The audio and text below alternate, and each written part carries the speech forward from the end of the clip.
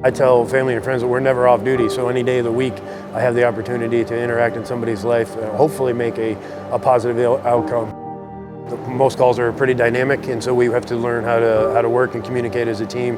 And we all have our assigned roles and our assigned tasks when we get to whatever particular call that it is. We were in our pre-athletics class, and we'd just gotten down to the field, maybe out there on the field for 2 or 3 minutes before I noticed one of my students laying on the sideline. And when I called to him, he didn't respond. So I started walking over there, and I could see that Isaac was laying on the ground. He was starting to have a little bit of a seizure. I tapped him, tried to talk to him, couldn't get any response from him. And after a few seconds of checking with him, I realized that something was really wrong. So I immediately called 911. It was about that time Coach Schreiber saw that I was tending to a student. She started walking over. The 911 operator directed me that we needed to get an AED immediately. So I turned and I said, "Chrissy, go get the AED." She took off running for it. And about that same time, Coach Boyd started coming over.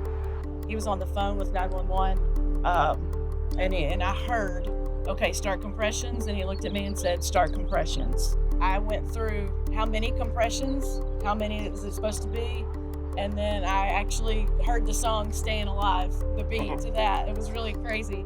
I did about 2 or 3 rounds, and then Nurse Funger slid right in with the AED and her compressions and breath. He wasn't conscious, he wasn't responding, he wasn't breathing, and just took over compressions for Liz. The AED came up next to me, we opened it up, hooked it up. It was peeled off the stickers of the pads and put the pads on them. And immediately it was advised to shock him. So cleared the area and we shocked him and continued compressions and breaths. So we did that the second time. We shocked him the second time.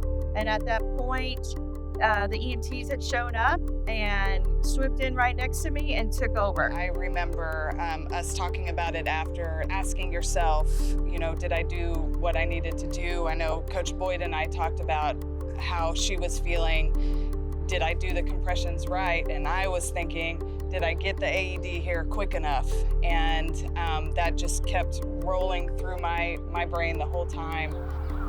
It was actually my first or second day off from working in the ER, and I was spending some time out at my brother's house in Leander.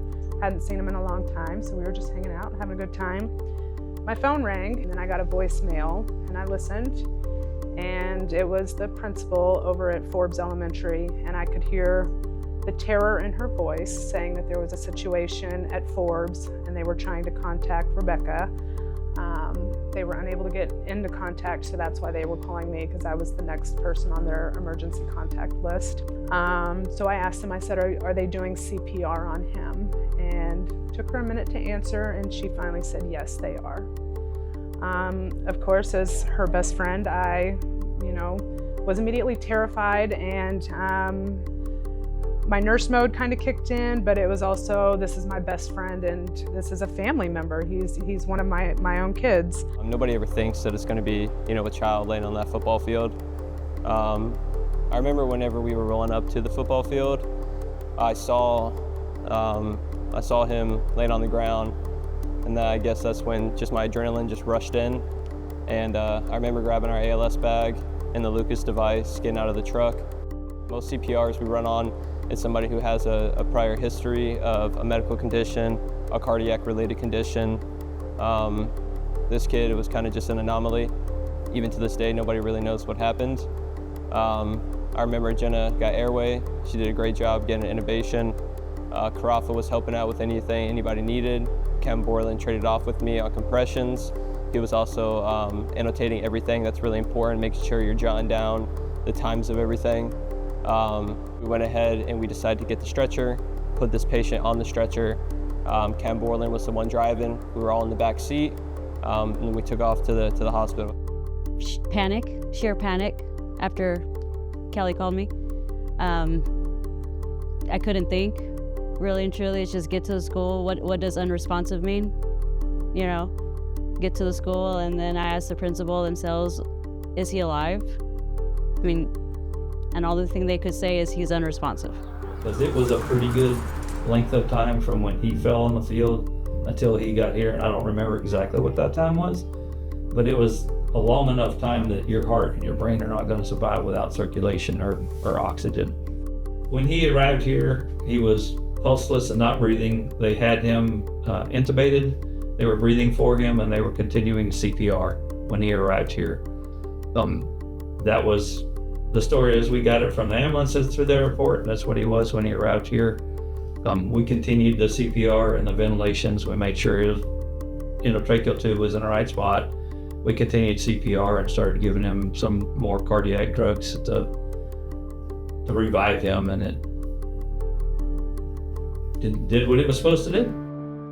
Looking back on when he was in the hospital bed with all the wires, whatever, and I was actually trying to get him to write, that's actually a big deal, because his brain was working perfectly fine and normal, just to get him to talk and write and just to get him to communicate with the nurses and doctors better. So it's, yeah, hindsight's 2020. It's like, it's crazy that how well he is. No heart damage, no broken bones from CPR, no brain damage. Like, all I remember was, like, we just finished doing, like, warming up, like warming up, and, like, we were about to do something, and then, like, that's all I remember. Right? I don't think Isaac would be here today if it weren't for those coaches and his teachers and them knowing where the AED was and it being close to where he was. They acted absolutely the fastest, swiftest, and just most exceptionally they could have. And without them, I don't think we would have been able to meet Isaac, and we would all be standing here having this conversation with y'all about him. Yeah, I'm just grateful for everybody. You know, if I could give everybody a big hug, and, you know, I would. So, thank you.